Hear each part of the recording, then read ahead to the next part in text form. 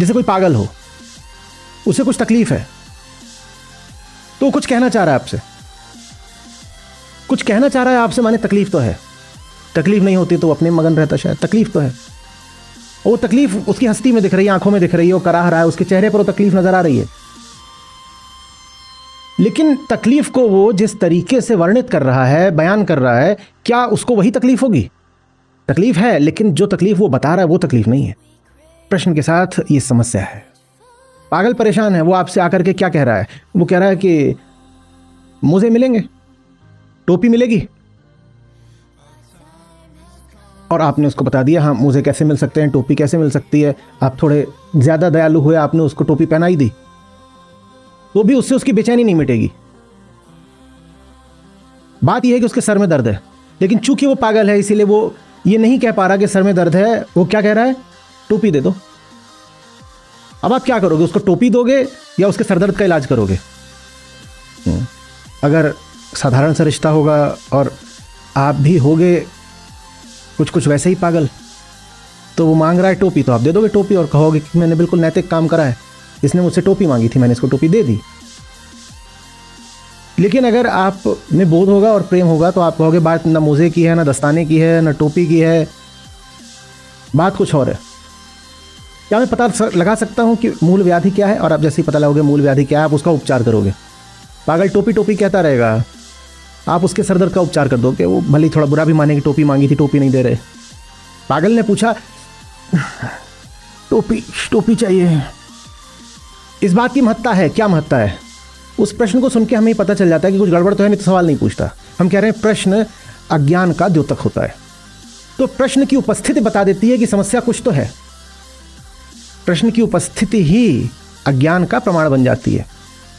लेकिन प्रश्न जिस तरीके से वर्णित होता है, प्रश्न जो बात कह रहा होता है, प्रश्न जो मुद्दा उठा रहा होता है, वो आवश्यक नहीं है कि सच्चा हो। टोपी से पागल का कोई कल्याण नहीं होने वाला। टोपी सच्चा मुद्दा, हालांकि सवाल किस बारे में? टोपी और मोजे वगैरह के बारे में। हम ये देखेंगे कि सवाल है, इस बात का महत्व है। हम ये जरा कम देखेंगे कि सवाल क्या है। के साथ नचिकेता तुम्हारा नाम अब सदा के लिए संलग्न हो जाएगा। ठीक है, तो मांगा भी नहीं था नचिकेता। उससे पहले बस एक बात एक ही श्लोक में नचिकेता ने मांग ली थी। पिता शांत हो जाएं, सत्य को स्वीकार कर लें। यमराज ने कहा बिल्कुल। पिता का भ्रम और आकुलता दोनों दूर हो जाएंगे, विश्राम को उपलब्ध हो जाएंगे पिता। वो बात भी निपट गई। और अब जो बात सामने आएगी वो कठोपनिषद के, बल्कि पूरी आत्मविद्या के मर्म में है। नचिकेता अब पूछ बैठे हैं कि आत्मा क्या है और उसका जीवन मृत्यु और शरीर से संबंध क्या है। ठीक है, पहले श्लोक हम बताए देते हैं। कठोपनिषद 20वां श्लोक है आज हमारे सामने। पूछ रहे हैं नचिकेता कि ये बताइए कि बहुत ज्ञानी विद्वान है, कोई कहता है कि मरने के बाद भी आत्मा का कुछ है अस्तित्व, और कुछ कहते हैं मरने के बाद आत्मा का अस्तित्व तो नहीं है। तो मुझे स्पष्टता दें, साफ साफ बताइए। ठीक है, प्रश्न स्पष्ट है कि मरने के बाद आत्मा है कि नहीं है।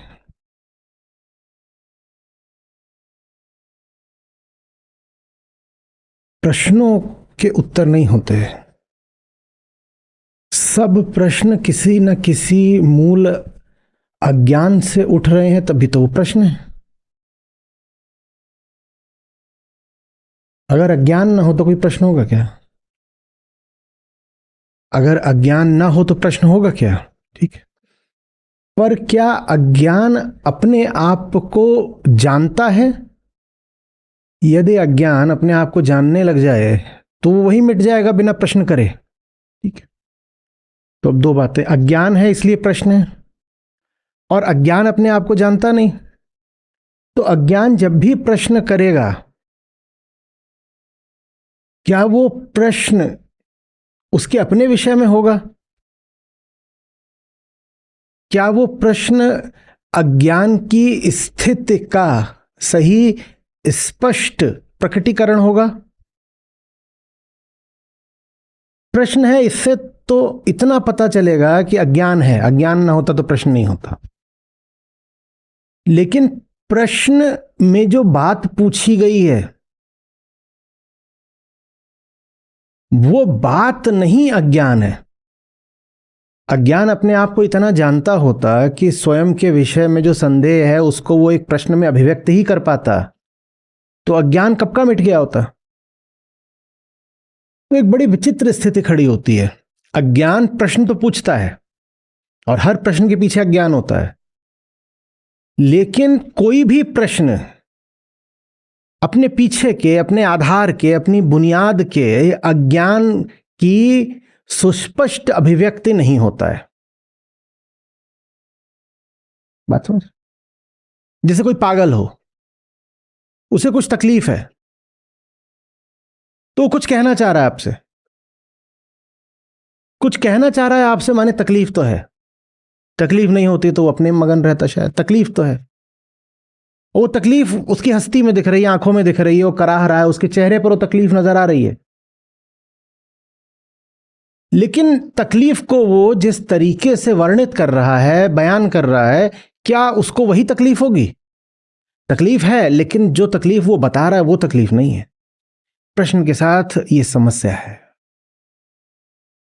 प्रश्न का होना अज्ञान का तो द्योतक होता है, लेकिन प्रश्न में जो बात पूछी गई है उस बात को उत्तर देने से अज्ञान नहीं कटेगा। पागल परेशान है, वो आपसे आकर के क्या कह रहा है? वो कह रहा है कि मोजे मिलेंगे, टोपी मिलेगी, और आपने उसको बता दिया हाँ मोजे कैसे मिल सकते हैं, टोपी कैसे मिल सकती है। आप थोड़े ज्यादा दयालु हुए, आपने उसको टोपी पहनाई दी, तो भी उससे उसकी बेचैनी नहीं मिटेगी। बात यह है कि उसके सर में दर्द है, लेकिन चूंकि वो पागल है इसीलिए वो ये नहीं कह पा रहा कि सर में दर्द है। वो क्या कह रहा है? टोपी दे दो। अब आप क्या करोगे? उसको टोपी दोगे या उसके सर दर्द का इलाज करोगे? अगर साधारण सा रिश्ता होगा और आप भी होगे कुछ कुछ वैसे ही पागल, तो वो मांग रहा है टोपी, तो आप दे दोगे टोपी और कहोगे कि मैंने बिल्कुल नैतिक काम करा है, इसने मुझसे टोपी मांगी थी, मैंने इसको टोपी दे दी। लेकिन अगर आप में बोध होगा और प्रेम होगा तो आप कहोगे बात ना मोजे की है, ना दस्ताने की है, ना टोपी की है, बात कुछ और है। क्या मैं पता लगा सकता हूं कि मूल व्याधि क्या है? और आप जैसे ही पता लगाओगे मूल व्याधि क्या है, आप उसका उपचार करोगे। पागल टोपी टोपी कहता रहेगा, आप उसके सर दर्द का उपचार कर दोगे। वो भले ही थोड़ा बुरा भी माने कि टोपी मांगी थी, टोपी नहीं दे रहे। समझ में आ रही बात? तो प्रश्नों की महत्ता होती भी और नहीं भी होती है। पागल ने पूछा टोपी टोपी चाहिए, इस बात की महत्ता है। क्या महत्ता है? उस प्रश्न को सुन के हमें पता चल जाता है कि कुछ गड़बड़ तो है, नहीं तो सवाल नहीं पूछता। हम कह रहे हैं प्रश्न अज्ञान का द्योतक होता है। तो प्रश्न की उपस्थिति बता देती है कि समस्या कुछ तो है। प्रश्न की उपस्थिति ही अज्ञान का प्रमाण बन जाती है। लेकिन प्रश्न जिस तरीके से वर्णित होता है, प्रश्न जो बात कह रहा होता है, प्रश्न जो मुद्दा उठा रहा होता है, वो आवश्यक नहीं है कि सच्चा हो। टोपी से पागल का कोई कल्याण नहीं होने वाला। टोपी सच्चा मुद्दा, हालांकि सवाल किस बारे में है? टोपी और मोजे वगैरह के ही बारे में है। हम ये देखेंगे कि सवाल है, इस बात का महत्व है। हम ये जरा कम देखेंगे कि सवाल क्या है। बात समझ आ रही? हां, सवाल को देखने से, गौर से सुनने से, जो सवाली है, जो प्रश्न करता है, उसको देखने से सवाल के पीछे का जो अज्ञान है उसका पता चल जाता है, और अगर वो पता चल गया तो फिर कुछ उपचार समाधान हो सकता है। प्रश्न का उत्तर नहीं देना होता, प्रश्नकर्ता का उत्तर देना होता है। और प्रश्न की उपयोगिता है कि उसके माध्यम से प्रश्नकर्ता को समझा जा सकता है। प्रश्न को उत्तर नहीं देना होता है, उत्तर प्रश्नकर्ता को देना होता है। प्रश्नकर्ता का ही क्या नाम है? अहंकार। अहंकार माने अज्ञान। तो उत्तर हमें प्रश्नकर्ता को देना है। लेकिन अगर प्रश्न ही नहीं आएगा तो प्रश्नकर्ता का नहीं पता चलेगा। ठीक वैसे जैसे कर्ता की कोई हस्ती नहीं होती कर्म के बिना, और कारण नहीं पता चलेगा जब तक उसका कार्य न देख लो। तो इसी तरह से प्रश्न बहुत महत्वपूर्ण होता है। उसको सुनोगे, ध्यान दोगे तो प्रश्नकर्ता की स्थिति का कुछ पता चल जाता है, और उस स्थिति का पता लग गया, उसके बाद आपने सवाल में पूछी गई बात को उत्तर दिया कि नहीं, उपेक्षा कर दी, वो सब छोटी चीज है। तो हम कह रहे हैं हर प्रश्न के पीछे अहंकार होता है, और अहंकार माने अज्ञान होता है, माने प्रश्न के पीछे अज्ञान होता है। और अज्ञान क्या होता है? हमने 100 बार बोला अज्ञान जैसा तो कुछ होता ही नहीं। अज्ञान माने झूठा ज्ञान। तो हर प्रश्न के पीछे झूठा ज्ञान होता है।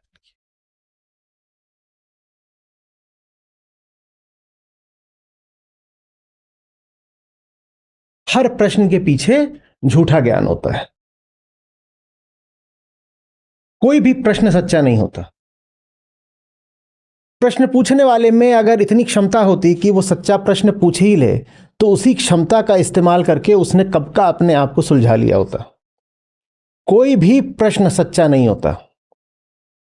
हां, प्रश्न अधिक से अधिक एक इशारा होता है कि प्रश्नकर्ता परेशान है। प्रश्नकर्ता लगभग वैसा होता है जैसे छोटे बच्चे घर में होते हैं, उनका रोना, जिनको भी बोलना नहीं आता, उतने छोटे बच्चे 6 महीने साल भर वाले, अब वो रो रहा है।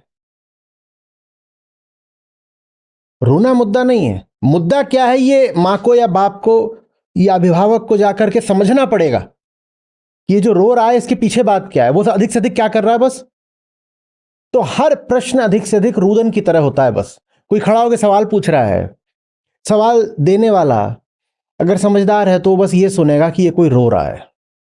वो इस पे नहीं ध्यान देगा कि ये बोल क्या रहा है, वो ये कहेगा परेशान है, और इसकी परेशानी पता करनी पड़ेगी। ठीक वैसे छोटा बच्चा रो रहा है, उसकी परेशानी पता करनी पड़ सकती है ना। कई अलग अलग बातें हो सकती हैं। भूखा है, प्यासा है, गीला है, गर्मी लग रही है, ठंडी लग रही है, पेट में दर्द है, सर में दर्द है, कोई कीड़ा काट गया है, कोई भी बात हो सकती है। हरी बात। तो हर प्रश्न के पीछे क्या होता है? अज्ञान। और अज्ञान कुछ होता नहीं। तो हर प्रश्न के पीछे क्या होता है? झूठे ज्ञान को ही क्या बोलते हैं? मान्यता। तो लिखिए, हर प्रश्न के पीछे एक मान्यता होती है।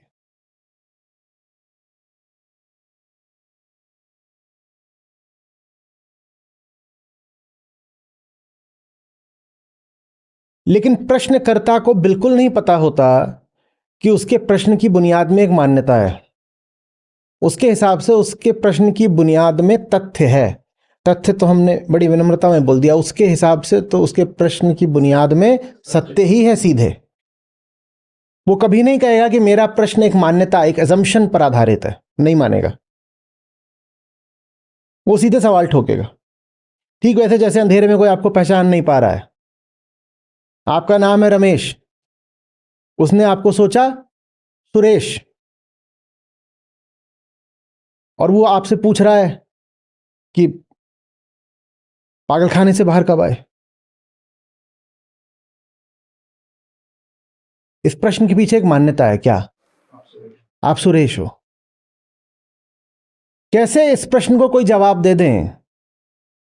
क्या जवाब दे? बड़ी भारी मान्यता है सवाल के पीछे। मान्यता क्या है? कि हम कभी पागलखाने में थे। कितनी बड़ी तुमने मान्यता उठा ली।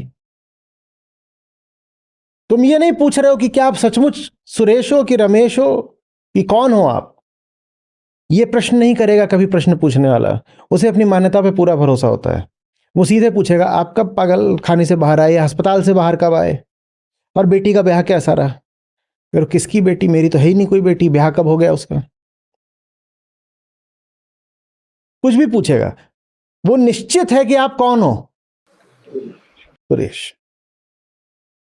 सारे ही सवाल ऐसे होते हैं, कोई भी सवाल इस लायक नहीं होता कि उसको फेस वैल्यू पर ले लिया जाए, उसको पर से ले लिया जाए, कि जो बात कही गई है उसी बात को सही समझ करके उत्तर दे दिया जाए।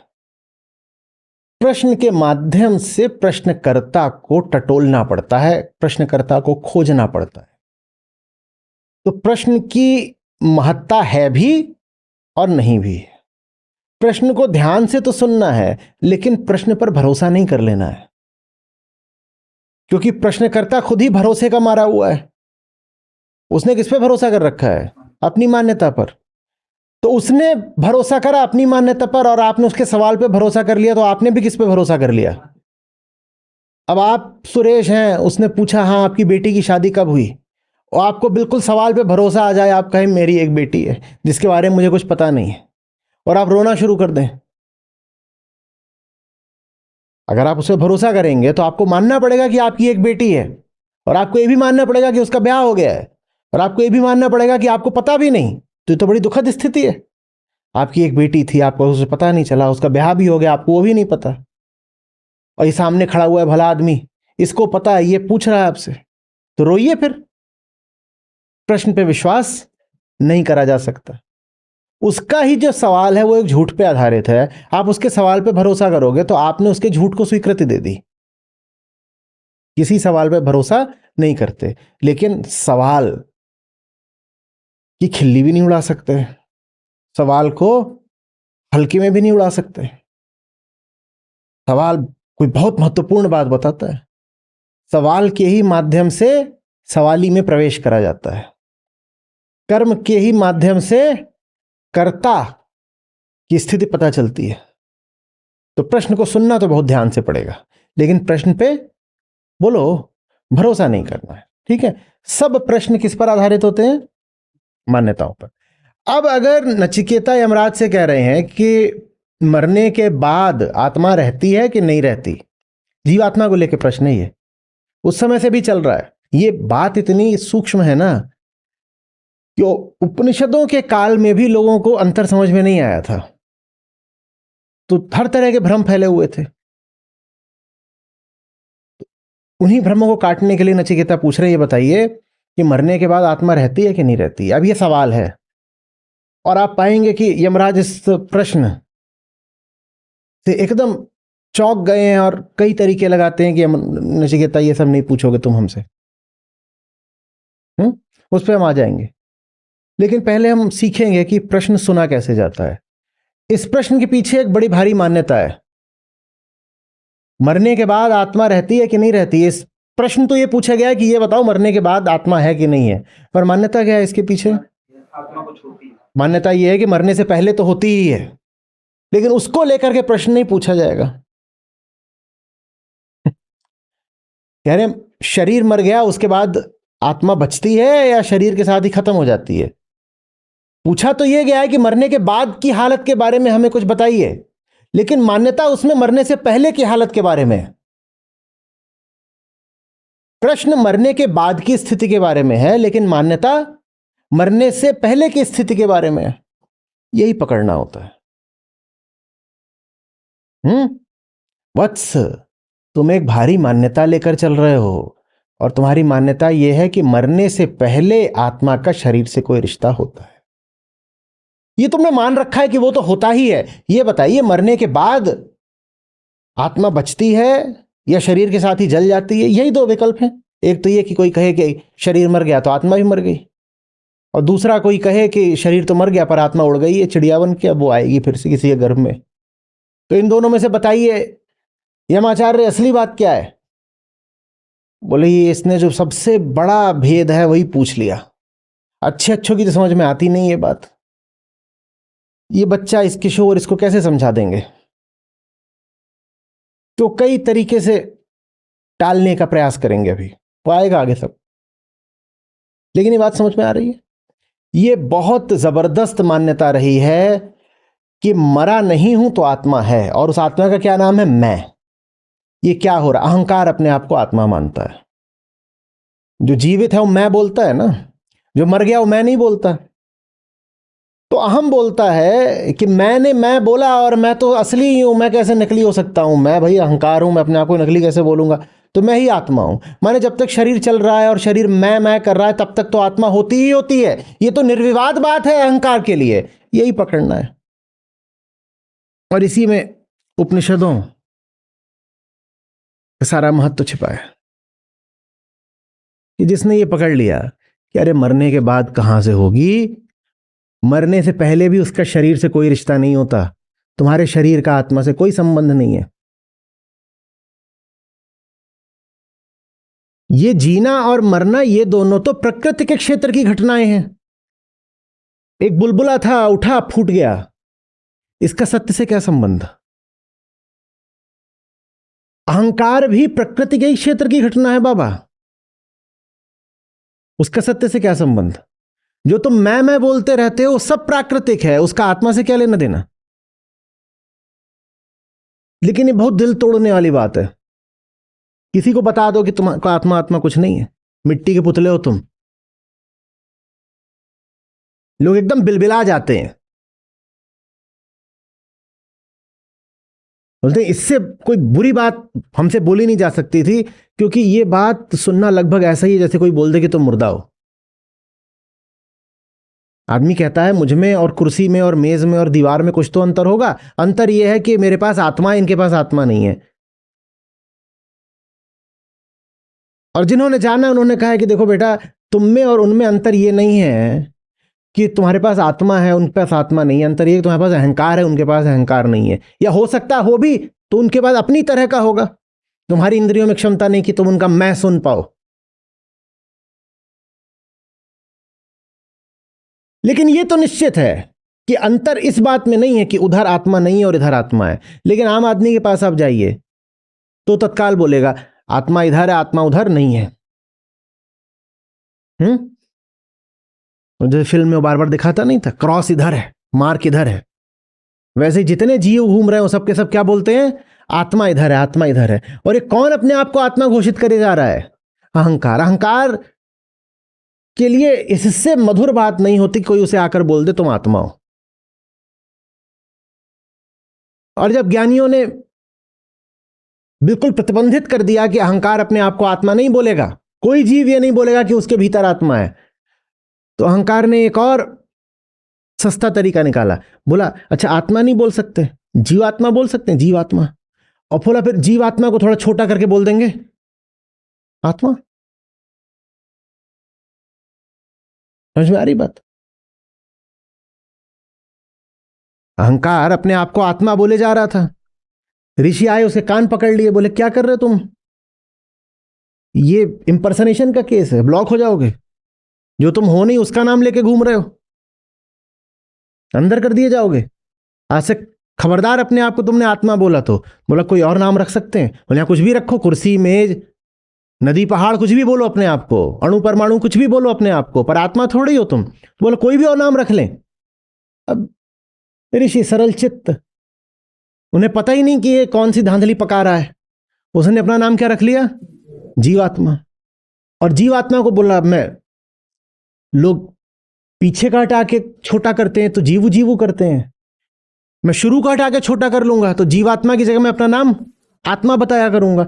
और वो जो उसने प्रपंच खेला है, जो धोखा खेला है, वो कब से बह रहा है देखो, उपनिषदों के समय से बह रहा है। और आज भी आम आदमी उसी गलतफहमी का शिकार है कि भीतर तो आत्मा होती है। नचिकेता भी उसी मान्यता को लेकर प्रश्न कर रहे हैं। इतना ही पूछ पाए कि मरने के बाद है कि नहीं, ये नहीं पूछ पाए कि मरने से पहले है कि नहीं, ये नहीं पूछ पाए। असली प्रश्न ये मरने से पहले है कि नहीं है। और उत्तर यह है कि मरने से पहले भी अहंकार है, अहंकार।